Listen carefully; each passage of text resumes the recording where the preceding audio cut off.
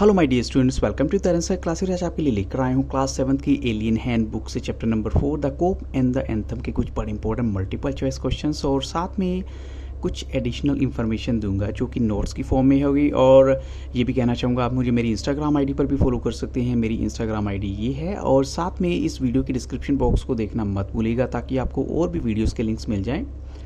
तो यहाँ पर कुछ बड़े इंपॉर्टेंट क्वेश्चंस हैं। तो फर्स्ट क्वेश्चन देखिए, Soapy moved restlessly on his seat in. Soapy जिस सीट पे बैठा हुआ था थोड़ा सा बेचैन था, लेकिन वो सीट आपको बतानी है कहाँ पर थी। तो ऑप्शन आपके सामने है Radisson Square, Madison Square, Radisson Park, Madison Park. तो यहाँ पर राइट आंसर क्या होना चाहिए? तो हम कहेंगे यहाँ पर राइट आंसर है ऑप्शन बी, वो जगह थी मेडिसन स्क्वायर में जहाँ पर वो बैठा हुआ था उस सीट पर। अब चलते हैं नेक्स्ट क्वेश्चन के लिए। क्वेश्चन नंबर 2 है, which was a special sign for Soapy to feel that the winter was coming. अब यहाँ पर नो डाउट कुछ हम कह सकते हैं और भी साइंस हैं जिससे पता लगता है कि विंटर्स आ रही थी, लेकिन एक स्पेशल साइन था, एक स्पेशल संकेत था उसके लिए ये जज कर पाना कि यस विंटर एक्चुअल में आने वाली थी। तो ऑप्शंस हैं, birds begin to fly south. South का मतलब क्या हो गया? जो वार्मर प्लेसेस होते हैं, या people want new warm coats, और Soapy move restlessly on his seat, और a dead leaf fell at Soapy's feet. या फिर लास्ट ऑप्शन है कि एक सूखा हुआ पत्ता उसके कदमों पर गिरा, जो इस बात की इंडिकेशन थी कि ठंड आने वाली है। तो यस ऑफ कोर्स हम कहेंगे यहाँ पर राइट आंसर ऑप्शन डी ही है, क्योंकि जैसे ही वो पत्ता उसके पैरों पर गिरता है तो उसको एहसास हो गया कि सर्दियाँ आने ही वाली हैं। अब चलते हैं क्वेश्चन नंबर 3 के लिए। About which one of the following was Soapy thinking to protect himself from the winter. अब इनमें से किस जगह के बारे में वो सोच रहा था अपने आप को सर्दी से बचाने के लिए? तो ऑप्शन है Southern Skies, Bay of Naples, Blackwell Island, या फिर sailing away on a ship. तो यहाँ पर जो राइट आंसर है वो एक्चुअल में उस प्रिजन के बारे में सोच रहा है जो उसे बचा सकती थी, और वो प्रिजन का नाम क्या है? Yes of course it's a name of a prison, Blackwell Island. Option C यहाँ पर राइट आंसर है। अब चलते हैं क्वेश्चन नंबर 4 क्लियरिंग। उससे पहले कुछ एडिशनल इन्फॉर्मेशन है कि कितने महीने का टाइम पीरियड वहाँ पर वो स्पेंड करना चाहता था। इनफैक्ट उसे पता था कि कम से कम 3 महीने की सजा तो उसे मिल जाएगी। तो इसके अलावा this island was also Soapy's winter home, और ये उसका विंटर होम अक्सर था क्योंकि यहाँ वो कई बार जा चुका था पहले भी सर्दियों में। और सदर्न स्काईज का मतलब होता है वार्मर प्लेसेस, जो गर्म जगह होती है।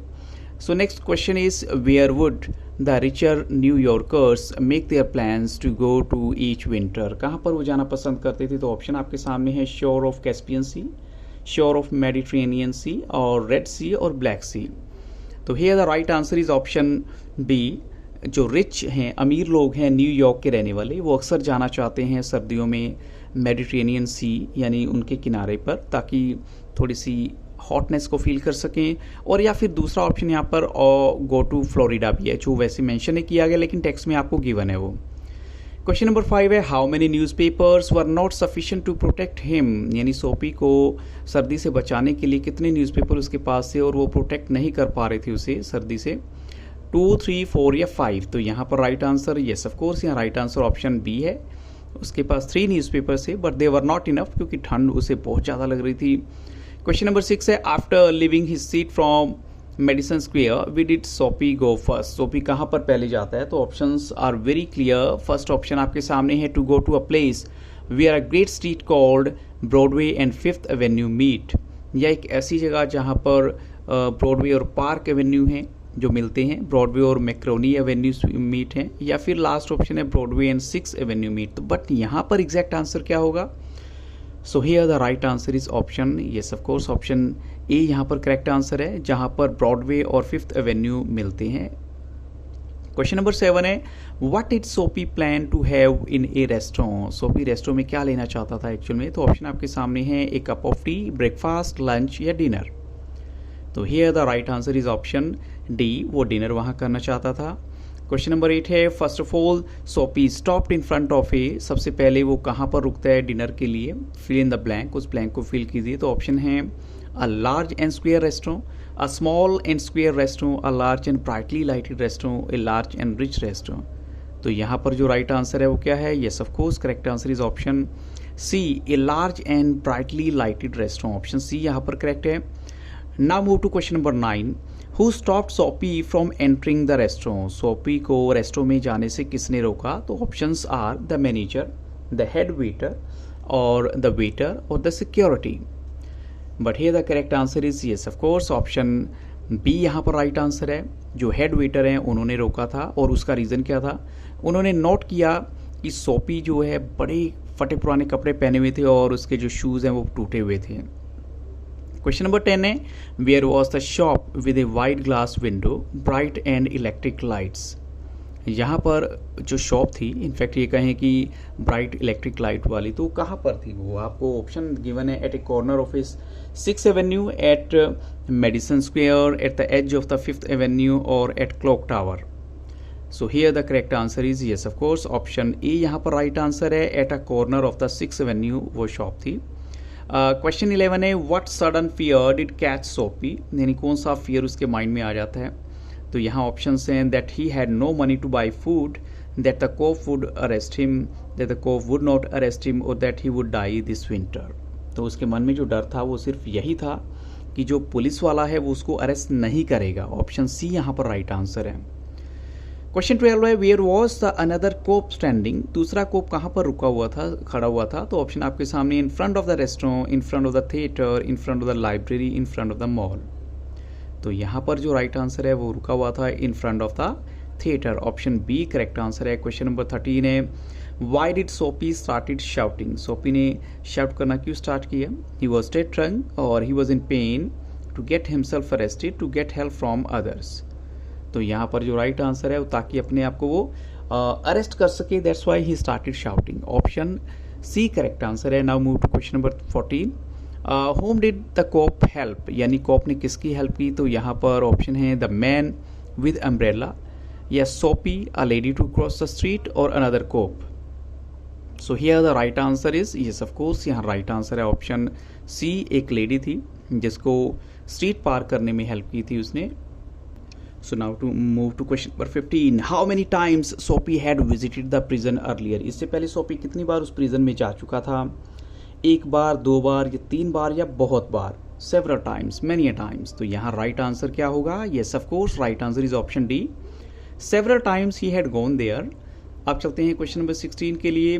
What was Sophie's first plan? सोपी का सबसे पहला प्लान क्या था? तो ऑप्शंस हैं, to visit a church, to visit a prison, to visit a restaurant, or to have breakfast. So here the right answer is to visit a restaurant. उसे था कि सबसे पहले रेस्टोरेंट जाना चाहिए, वहाँ पर देखेंगे क्या करना है। अब चलते हैं क्वेश्चन नंबर 17 के लिए, लेकिन बेसिक उसका पर्पस था रेस्टोरेंट में जाने के लिए डिनर का, कि डिनर ही करूँगा मैं, और बाद में ये बोल दूंगा कि मेरे पास पैसे नहीं हैं। Next question is, what happen to his first plan? उसके फर्स्ट प्लान के साथ क्या हुआ जो उसने किया था? तो यहाँ पर देखिए, उसके साथ आपको भी याद होगा कि उसका फर्स्ट प्लान जो है वो बिल्कुल कंप्लीट एक, यस ऑफ कोर्स, एक कंप्लीट फेलियर था। बिल्कुल फेल हो गया, सक्सेसफुल नहीं हुआ। जो हेड वेटर थे उन्होंने उसको बाहर निकाल दिया था। और क्वेश्चन नंबर 18 है, what is thought about the college students who shout? जो कॉलेज स्टूडेंट शाउट करते थे उनके बारे में क्या सोचा जाता था उस टाइम? तो यहाँ पर जो राइट आंसर हो सकता है, जैसे harmful, disturb the other students, या फिर कहें दे आर क्रेजी, और डू नॉट हर्ट अदर्स। तो उस टाइम यही माना जाता था कि जो कॉलेज स्टूडेंट जो चिल्लाते हैं, they do not hurt others. तो ऑप्शन डी यहाँ पर राइट आंसर है। क्वेश्चन 19 है, which statement is true about the owner of the umbrella whom Soapy met? उस अम्ब्रेला के ओनर के बारे में कौन सी स्टेटमेंट सही है जिससे सोपी मिला था? वो एक रिच मैन था, एक पुअर मैन था, एक अम्ब्रेला थीफ था, या एक डॉक्टर था? तो यहाँ पर जो राइट आंसर है वो यही है कि वो एक अम्ब्रेला थीफ था। ऑप्शन सी करेक्ट आंसर है। Now move to question number 20। At a quiet corner Soapy could see, यानी बिल्कुल एक शांत कॉर्नर पे सोपी क्या देख सकता था? His old school, his old home, his old office, his father's working place. तो एक बिल्कुल शांत कॉर्नर पे उसको नजर आ रहा था, येस ऑफ कोर्स, यहाँ राइट आंसर है उसका पुराना घर। उसको पुराना घर दिखाई देता है जिसके साथ उसकी मेमोरीज कनेक्टेड थी। आप चलते हैं क्वेश्चन नंबर 21 के लिए। In the long past Soapy's life contained which one of the things? अगर पास्ट की बात करें तो कौन सी जो चीज़ है वो सोफी से कनेक्टेड थी? Mother, flowers, high hopes and friends, या ऑल द अबव? तो here the right answer is yes of course, सारी की सारी चीज़ें उससे कनेक्टेड थी। ऑल द अबव यहाँ पर राइट आंसर है। अब चलते हैं क्वेश्चन 22 के लिए। Which one of the following did Soapy not feel in his heart after he stopped at his old house for a moment? जैसे वो अपने पुराने घर के बाहर रुका तो इनमें से क्या चीज़ उसके दिल में महसूस नहीं हुई? That he would fight to change his life, और he would pull himself up out of the mud, कि वो अपने पुराने रास्ते छोड़ देगा, अच्छी लाइफ जीना चाहेगा, और he would befool the cop again, और या फिर वो पुलिस वाले को फिर से बेवकूफ़ बनाएगा, और he would make a man of himself again, या फिर खुद को वो एक अच्छा इंसान बना लेगा. सो यहाँ राइट आंसर ऑप्शन सी है, बिकॉज ये चीज़ उसके माइंड में नहीं आती, बाकी सब उसके माइंड में आती है. क्वेश्चन नंबर 23 है, while Soapy was thinking of changing himself, whose hand did he feel on his arm. तो एकदम से वो ये सब कुछ सोच रहा था, एकदम उसकी आर्म पे किसका हाथ उसको फील हुआ? उसके फादर का, उसकी मदर का, पुलिस वाले का, या गार्डनर का? तो यहाँ पर हम कहेंगे जो राइट आंसर है, येस ऑफ कोर्स, ये एक्चुअल में पुलिस वाले का हाथ था, और वो पुलिस वाला उससे यही क्वेश्चन कर रहा है कि तुम इस टाइम यहाँ पर क्या कर रहे हो. और इसके बाद सोपी को फिर से अरेस्ट कर लिया जाता है, और जहाँ पर वो जाना चाहता था उसी जेल में उसको 3 महीने के लिए भेज दिया जाता है जज के द्वारा. So these were some of the very important questions. I hope so they will definitely make your understanding better. और अगर आप अभी तक आपने इस चैप्टर की एक्सप्लेनेशन नहीं देखी तो इसी वीडियो की डिस्क्रिप्शन बॉक्स में जाकर आपको उसका लिंक भी मिल जाएगा, आप उस वीडियो को भी देख सकते हैं. So I hope so you will get all doubts clear, और अगर फिर भी कोई डाउट है तो आप कमेंट सेक्शन में ज़रूर बताइएगा. So thank you very much and have a very nice day.